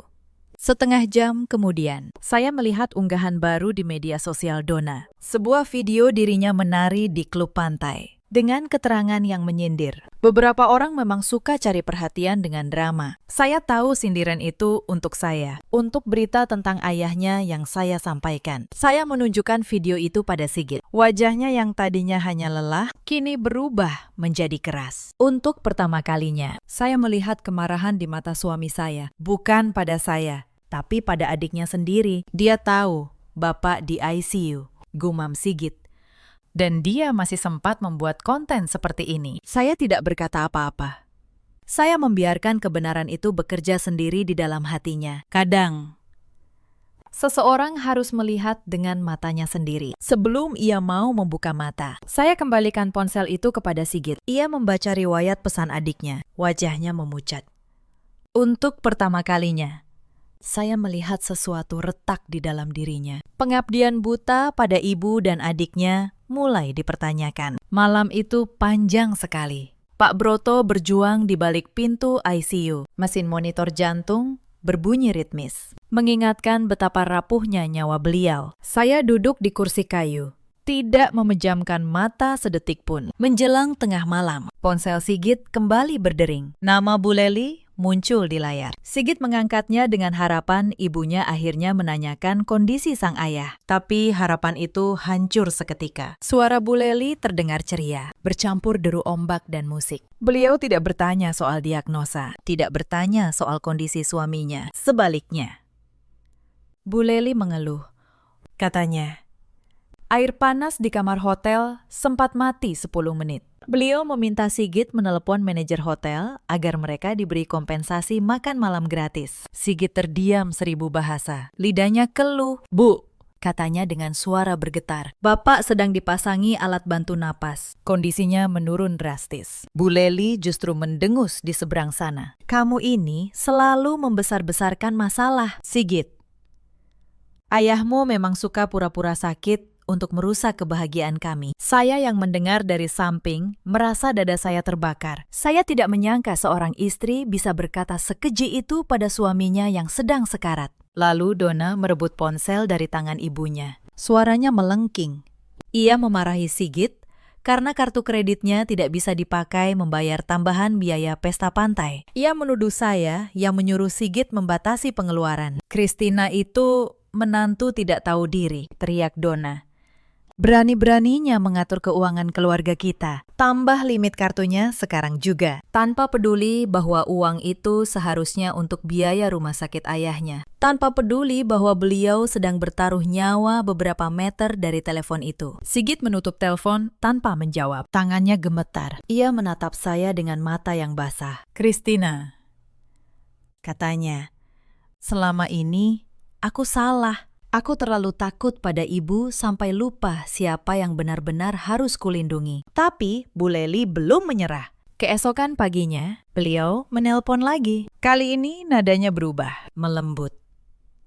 Penuh kepura-puraan. Beliau berkata rindu pada cucunya dan ingin segera pulang. Tapi di akhir pembicaraan, beliau menyelipkan satu permintaan. Beliau minta Sigit mentransfer uang untuk membeli oleh-oleh mahal bagi tetangga, agar keluarga mereka tetap terlihat terpandang. Sigit hampir saja luluh. Seperti biasa, tangannya sudah menggenggam ponsel, siap mentransfer. Tapi kali ini saya menyentuh lengannya. Saya tidak berkata apa-apa. Saya hanya menunjuk ke arah pintu ICU, tempat ayahnya berbaring. Sigit terdiam.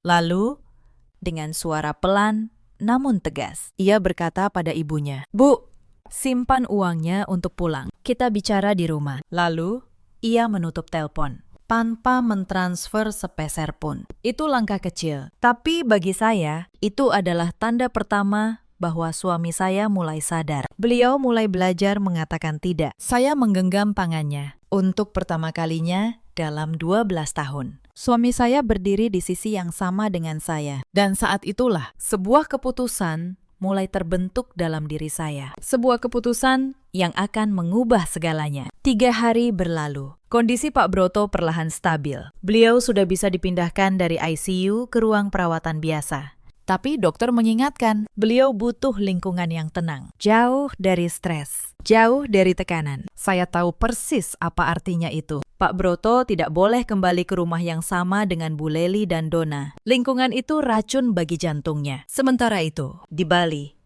Bu Lely dan Donna masih berpesta. Mereka belum tahu Pak Broto dirawat di kota yang sama dengan mereka. Sigit sengaja tidak memberitahu. Ia mulai belajar melindungi ayahnya, meski masih dengan cara yang canggung. Suatu malam, saat duduk di samping ranjang Pak Broto, beliau menggenggam tangan saya dengan lemah. "Christina," bisiknya. "Maafkan Bapak. Kamu menantu, tapi kamu yang paling tulus menjaga Bapak." Air mata saya jatuh. "Bapak tidak perlu minta maaf," kata saya. "Bapak hanya perlu sembuh." Pak Broto menatap langit-langit. "Bapak lelah, Nak. Bapak lelah jadi beban yang dipamerkan dan dihina." Kalimat itu menghancurkan hati saya dan menguatkan tekad saya. Saya tidak akan membiarkan beliau kembali ke neraka itu. Saya mulai menyusun rencana. Bukan rencana balas dendam, tapi rencana untuk menyelamatkan harga diri seorang ayah dan untuk mengajari mereka yang lupa diri sebuah pelajaran yang tidak akan mereka lupakan. Saya menghubungi seorang teman lama, Pak Tono, yang kini menjadi notaris. Saya meminta nasihatnya soal hak hukum Sigit atas keuangan keluarga. Pak Tono menjelaskan, karena seluruh penghasilan dan aset bersumber dari Sigit, maka Sigit punya hak penuh mengatur penggunaannya. Bu Lely dan Donna selama ini hanya menikmati, tanpa hak hukum apapun atas uang itu. Itu memberi saya keyakinan. Apa yang akan saya lakukan bukan kejahatan. Itu adalah hak yang selama ini tidak pernah digunakan. Karena rasa takut dan rasa bersalah yang salah tempat. Saya juga mencari sebuah rumah kecil yang tenang di pinggir kota Bogor. Rumah sederhana dengan halaman penuh tanaman, udara segar, dan suasana damai. Tempat yang sempurna untuk pemulihan jantung Pak Broto. Saya mengurus semuanya diam-diam, tanpa sepengetahuan Bu Lely dan Donna. Saat kondisi Pak Broto cukup stabil untuk dipindahkan, saya dan Sigit membawa beliau pulang ke Jakarta dengan ambulans. Lalu langsung ke rumah Bogor itu. Bibi Lasmi ikut. untuk merawat dan memasak makanan sehat untuk beliau. Yudhistira juga kami bawa, agar Pak Broto dikelilingi tawa cucunya. Semua itu kami lakukan saat Bu Leli dan Dona masih asik berpesta di Bali. Mereka sama sekali tidak tahu, panggung kemewahan mereka sedang dirobohkan. Satu tiang demi satu tiang. Langkah pertama, saya bicara dengan Sigit secara serius. Sebagai mantan manajer keuangan, saya tahu satu hal. Seluruh kemewahan keluarga ini bersumber dari satu orang, suami saya. Bukan dari Bu Leli, bukan dari Dona. Mas, kata saya, selama ini Ibu dan Dona hidup mewah karena uangmu, kartu kredit, fasilitas, semua dari kamu. Apa kamu pernah benar-benar menghitung berapa yang mereka habiskan setiap bulan? Sigit menggeleng. Ia tidak pernah memeriksa. Ia hanya membayar tagihan yang datang demi menyenangkan ibunya. Saya membuka aplikasi perbankan. Saya tunjukkan riwayat transaksi 3 bulan terakhir. Sigit terbelalak. Angka di layar itu membuatnya bisu. Puluhan juta rupiah setiap bulan. Habis untuk tas mewah, makan di restoran mahal, perawatan kecantikan, dan liburan. Sementara Pak Broto, ayah yang membiayai semua itu dulu. Tidur di kamar paling kecil dengan kasur yang sudah usang. Sekarang, kata saya, kita ubah aliran uang ini. Bukan untuk menyakiti mereka, tapi untuk mengajari mereka arti dari setiap rupiah yang selama ini mereka anggap gratis. Sigit menatap saya lama. Lalu ia mengangguk. Aku percaya padamu, Christina. Lakukan apa yang harus dilakukan. Itulah pertama kalinya suami saya menyerahkan kendali penuh pada saya. Dan saya tidak akan menyia-nyiakannya. Saya mulai bergerak diam-diam. Hari itu juga, saya menghubungi bank. Sebagai pemegang kuasa keuangan keluarga yang sah. Dengan persetujuan tertulis Sigit, saya mulai menutup celah satu persatu. Tapi saya tidak terburu-buru. Saya ingin mereka pulang dulu. Saya ingin mereka merasakan sendiri saat semua yang mereka anggap pasti tiba-tiba menghilang. Hari kelima. Liburan Bali berakhir. Bu Leli dan Dona pulang ke Jakarta dengan koper penuh belanja. Mereka tiba di rumah dengan wajah puas. Masih membicarakan betapa mewahnya hotel itu. Tapi rumah itu kosong. Pak Broto tidak ada. Sigit, saya, dan Yudhistira juga tidak ada. Bahkan Bibi Lasmi sudah saya minta pindah sementara. Saat mereka berpesta, saya sudah memindahkan Pak Broto ke sebuah rumah kecil yang tenang di pinggir kota Bogor. Tempat yang tidak mereka ketahui. Bu Leli berdiri di ruang tamu yang lengang. Christina, teriaknya. Lasmi, di mana semua orang? Tidak ada jawaban. Hanya gema suaranya sendiri yang memantul di dinding rumah megah itu. Dona mencoba menelpon Sigit. Tidak diangkat. Ia menelpon saya. Tidak saya angkat. Untuk pertama kalinya, mereka merasakan diabaikan. Persis seperti yang mereka lakukan pada Pak Broto selama bertahun-tahun. Malam itu, Bu Leli mencoba memesan makanan mewah lewat aplikasi. Seperti biasa. Tapi pembayarannya ditolak. Ia mencoba kartu kredit yang lain. Ditolak lagi. Satu persatu kartu yang biasa ia gunakan. Kini tidak berfungsi. Saya sudah memintanya ditutup. Bukan dengan kemarahan, tapi dengan ketenangan seorang yang tahu persis apa yang dilakukannya. Esok paginya, Dona hendak ke salon langganannya. Ia memberikan kartu untuk membayar. Ditolak.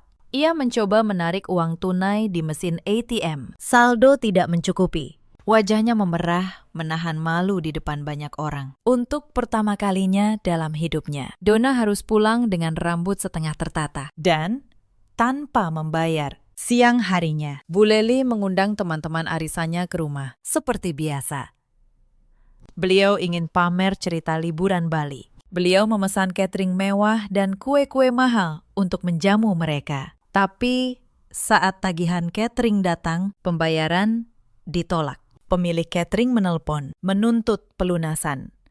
Bu Leli terpaksa membatalkan acara arisan di depan tamu yang sudah datang. Malu itu menjalar ke seluruh wajahnya. Teman-teman arisan yang dulu memujinya, kini berbisik-bisik di belakang. Kabar bahwa keluarga Sutejo sedang bermasalah keuangan menyebar cepat. Bu Leli, yang seumur hidup menjaga gengsi, kini harus menelan rasa malu yang selama ini ia timpakan pada orang lain. Hari demi hari, dinding kemewahan itu runtuh. Tagihan listrik rumah mewah itu jatuh tempo. Tidak ada yang membayar. Langganan internet diputus. Layanan kebersihan dan tukang kebun berhenti datang. Karena memang sudah tidak ada yang menggaji mereka. Bu Lely dan Donna yang seumur hidup tidak pernah mencuci piring sendiri. Kini harus mengurus rumah sebesar itu berdua. Tanpa asisten, tanpa uang, tanpa Sigit yang biasa mereka peras. Mereka akhirnya menyadari satu kebenaran pahit. Selama ini, seluruh kerajaan mereka berdiri di atas pundak satu orang yang mereka injak-injak. Dan satu orang itu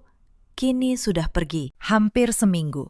Mereka tidak bisa menghubungi siapapun. Sigit memblokir nomor mereka untuk sementara. Atas saran saya. Bukan untuk menyiksa, tapi agar mereka punya waktu merenung. Tanpa bisa lari pada uang yang biasa menutupi semua kesalahan mereka. Saya tahu kabar mereka dari Bibi Lasmi, yang sesekali lewat memantau rumah. Katanya, Bu Lely sudah mulai menjual perhiasannya untuk makan sehari-hari. Donna menangis setiap malam. Karena teman-teman yang dulu mengaguminya, kini menjauh. Teman-teman itu pergi begitu tahu Donna tidak lagi bisa mentraktir mereka di kafe mahal. Persahabatan yang dibangun di atas uang ternyata serapuh kertas. Bibi Lasmi juga bercerita. Suatu malam listrik rumah mewah itu padam karena tagihan menunggak. Bu Lely yang seumur hidup tidak pernah kesusahan, harus meraba-raba dalam gelap mencari lilin. Beliau yang dulu memesan lampu kristal dari luar negeri, kini duduk dalam kegelapan, ditemani satu batang lilin redup. Malam itu, kata Bibi Lasmi, Bu Lely menangis sendirian. Mungkin untuk pertama kalinya, beliau merasakan sedikit dari penderitaan yang selama ini ia timpakan pada suaminya. Lelaki yang sering ia tinggalkan sendirian dalam gelap, baik gelap ruangan maupun gelap hatinya. Donna pun mengalami hal serupa. Mobil mewah yang biasa ia pakai ternyata masih dalam cicilan. Dan cicilan itu macet karena tidak ada lagi yang membayar. Mobil itu ditarik oleh pihak leasing di depan rumah. Disaksikan tetangga. Donna berdiri di teras, menahan tangis. Melihat simbol kebanggaannya diangkut pergi. Saya tidak merasa puas. Sungguh, ini bukan tentang kemenangan. Ini tentang membuat mereka berhenti. Dan akhirnya, melihat apa yang selama ini mereka rusak. Yang membuat saya yakin mereka mulai berubah adalah satu kabar dari Bibi Lasmi. Bu Lely ternyata mulai mencari Pak Broto. Beliau mendatangi rumah-rumah sakit di Jakarta. Mengira suaminya masih dirawat di salah satunya. Beliau berdiri lama di lobi setiap rumah sakit. Bertanya pada perawat, menunjukkan foto suaminya. Tapi pencariannya sia-sia. Pak Broto sudah jauh. Di sebuah rumah tenang yang justru menyembuhkannya. Mungkin itulah hukuman paling halus untuk Bu Lely. Merasakan sendiri bagaimana rasanya mencari orang yang dulu ia abaikan, lalu tidak menemukannya. Persis seperti Pak Broto dulu, yang berkali-kali mencari perhatian istrinya dan tidak pernah mendapatkannya. 2 minggu kemudian, mereka berhasil menemukan cara menghubungi Sigit lewat kantornya. Bu Lely datang ke kantor suami saya dengan wajah panik. Pakaiannya tetap mahal, tapi sudah kusut. Sigit menemuinya di ruang kerjanya, dengan saya di sampingnya. Sigit, Bu Lely langsung menyerang. Apa-apaan ini? Kartu diblokir, rumah berantakan, dan kamu menyembunyikan ayahmu. Kamu mau membunuh ibumu sendiri. Sigit tidak langsung menjawab. Untuk pertama kalinya, ia menatap ibunya dengan tenang, tanpa rasa takut yang biasa. Bu, katanya pelan.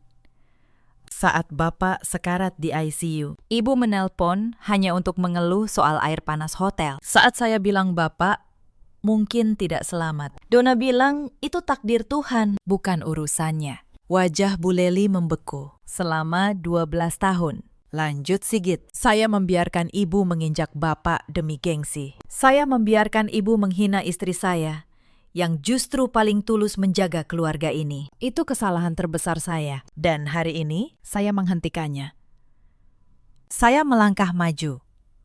Saya buka sebuah map coklat di atas meja. Bu, kata saya, tenang. Ini laporan keuangan keluarga selama 3 tahun terakhir. Hitam di atas putih. Bu Lely menatap map itu dengan gemetar. Setiap rupiah yang Ibu dan Donna habiskan tercatat di sini. Lanjut saya. Liburan, tas, perhiasan, semuanya.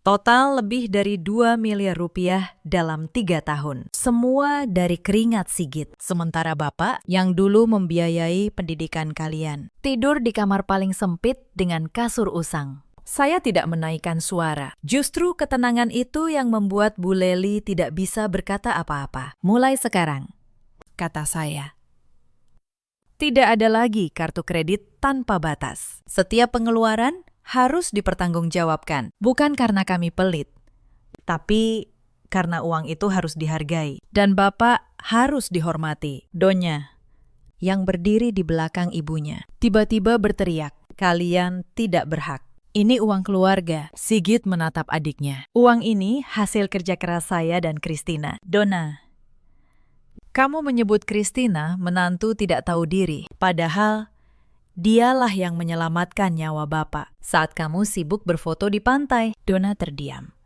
Untuk pertama kalinya, ia tidak punya jawaban. Saya membuka map itu lebih jauh. Saya keluarkan tangkapan layar foto yang dulu saya simpan. Foto Dona berpose di balkon, dengan Pak Broto terbaring lemah di latar belakang. Donya, kata saya, saat foto ini kamu unggah dengan keterangan, pagi yang sempurna. Ayahmu ada di belakangmu, menahan sakit. Kamu bahkan memotongnya dari bingkai. Dona menatap foto itu. Wajahnya pucat. Tangannya gemetar. Untuk pertama kalinya, ia melihat dirinya sendiri dari luar. Dan apa yang ia lihat membuatnya jijik pada dirinya sendiri. Lalu, saya mengeluarkan satu kotak kecil. Di dalamnya, koleksi jam tangan tua Pak Broto. Jam-jam yang dulu hendak dijual Bu Leli. Ini, kata saya pada Bu Leli, barang yang ibu sebut sarang debu. Saya selamatkan dengan uang saya sendiri. Karena bagi Bapak, ini bukan soal harga. Ini soal kenangan dari ayahnya. Sesuatu yang ibu tidak pernah mengerti. Bu Leli menatap kotak itu. Air matanya mulai jatuh. Beliau ingat betapa beliau menghina barang itu. Menghina suaminya. Di depan seorang pembantu. Bapak ada di mana? Suara Bu Leli bergetar. Untuk pertama kalinya, ada nada cemas di dalamnya. Saya ingin bertemu beliau.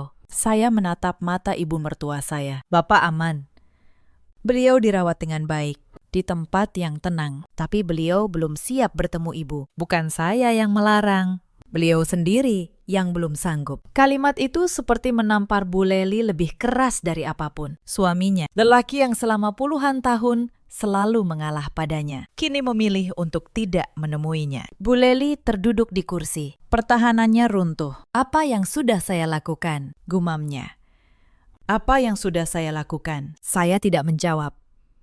Kadang, penyesalan harus dirasakan sendiri, tanpa ada yang menghibur. Hanya dengan begitu, ia bisa menjadi pelajaran yang sejati. Hari itu, untuk pertama kalinya, Bu Leli dan Dona pulang dengan kepala tertunduk. Bukan karena kehabisan uang, tapi karena akhirnya mereka melihat betapa busuknya hati yang selama ini mereka pelihara. Tapi cerita ini belum selesai, karena tujuan saya bukan menghancurkan mereka. Tujuan saya adalah membangun kembali apa yang sudah lama runtuh. Minggu-minggu berikutnya berjalan lambat. Saya memberi mereka anggaran rumah tangga yang ketat. Cukup untuk hidup layak, tapi tidak untuk berfoya-foya. Setiap pengeluaran harus dicatat. Setiap kebutuhan harus dijelaskan. Awalnya Bu Leli memberontak. Beliau marah, mengurung diri, bahkan sempat mogok makan untuk menekan Sigit. Tapi kali ini suami saya tidak goyah. Ia sudah belajar membedakan antara mengasihi ibunya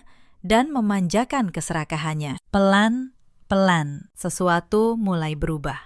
Tanpa asisten rumah tangga, Bu Leli terpaksa belajar memasak sendiri. Awalnya nasinya gosong, sayurnya keasinan. Tapi lama-lama beliau menemukan sesuatu yang aneh. Ketenangan saat menanak nasi sendiri. Beliau mulai mengerti betapa berharganya setiap butir yang dulu ia hambur-hamburkan. Suatu hari, saya mendengar Bu Leli bertanya pada Bibi Lasmi dengan suara yang berbeda dari biasanya. Beliau bertanya, bagaimana cara memasak bubur yang lembut? Bubur kesukaan Pak Broto. Bibi Lasmi yang dulu sering dihardik kini dengan sabar mengajari beliau. Dua perempuan yang dulu berjarak, kini berdiri berdampingan di dapur. Donna pun mulai menjual satu persatu tas dan perhiasan mewahnya. Bukan karena dipaksa, tapi karena ia menyadari barang-barang itu tidak pernah membuatnya bahagia. Hasil penjualannya ia gunakan untuk membeli bahan makanan dan keperluan ayahnya. Untuk pertama kalinya, ia mengeluarkan uang demi orang lain, bukan demi dirinya sendiri. Saya melihat perubahan itu dengan hati yang lega, karena tujuan saya memang bukan untuk membuat mereka jatuh miskin. Tujuan saya adalah membuat mereka menemukan kembali hati yang selama ini terkubur oleh harta. Suatu hari, Sigit memberitahu mereka tempat Pak Broto dirawat, tapi dengan satu syarat. Mereka boleh datang, asalkan datang sebagai keluarga yang menyayangi, bukan sebagai orang asing yang menuntut. Bu Leli dan Donna datang ke rumah kecil di Bogor itu dengan langkah ragu. Saat melihat Pak Broto duduk di teras, menikmati teh hangat di bawah sinar matahari pagi, Bu Leli tertegun.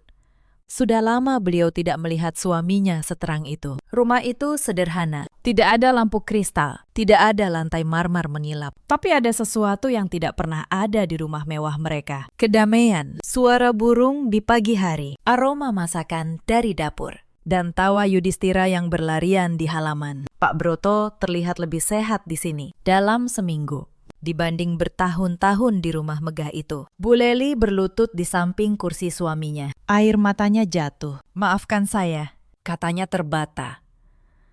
"Saya sudah menjadi istri yang keji. Saya pikir kebahagiaan ada pada kemewahan. Padahal saya hampir kehilangan kamu." Pak Broto menatap istrinya lama. Lalu beliau, dengan kebijaksanaan seorang lelaki tua yang telah melewati badai, mengulurkan tangannya. "Masa lalu adalah guru yang paling keras, Bu," katanya pelan. "Tapi pintu maaf selalu terbuka selama kita masih mau berubah." Donna menangis di sudut teras. Ia teringat kalimat keji yang pernah ia ucapkan, bahwa kematian ayahnya bukan urusannya. Ia menghampiri Pak Broto, lalu bersujud di kakinya, memohon maaf.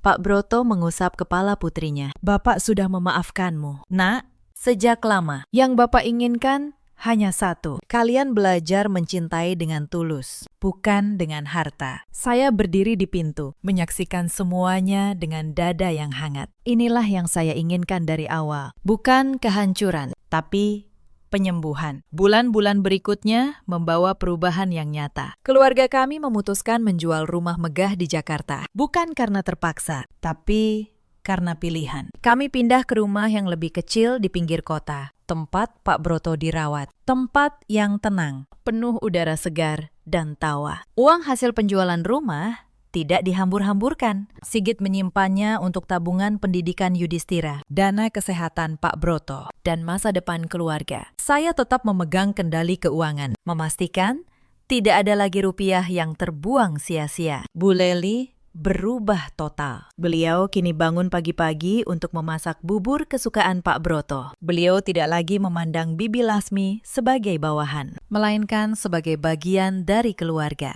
Mereka sering memasak bersama, tertawa di dapur seperti dua sahabat lama. Donna menemukan dirinya yang baru. Ia mulai belajar memasak makanan sehat rendah garam untuk ayahnya. Tidak ada lagi foto makanan mahal di media sosialnya. Ia menemukan kebahagiaan dalam hal-hal sederhana. Aroma bumbu dapur, tawa keponakannya yang berlarian di halaman. "Mbak Kristina," kata Donna suatu sore dengan mata yang tulus. "Dulu saya menghina Mbak. Saya menyebut Mbak menantu tidak tahu diri. Padahal Mbak lah yang menyelamatkan keluarga ini. Maafkan saya."